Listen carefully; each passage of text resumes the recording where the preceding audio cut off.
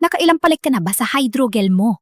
Nahihirapan ka ba mag-scan sa fingerprint scanner mo? May butas pa rin ba ang screen protector mo? Ang dami mo na nagastos sa screen protector mo pero hindi ka pa rin satisfy? Pwes, baka ito na ang sagot sa problema mo. Subukan ang Sabsasahi Dome Glass.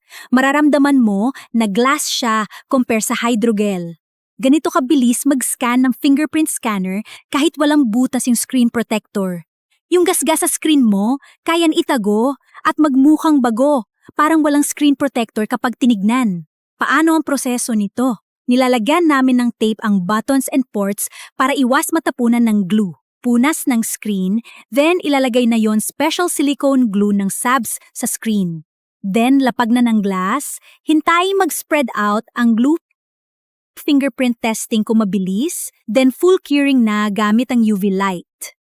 After ilang minuto, okay na siya tapos na ang proseso. Si client na ang mag-test ng fingerprint scanner at ayon, ang bilis! Marami na ang natuwa at satisfied sa Sabsasahi Dome Glass. Since 2016 pa po kami, book now.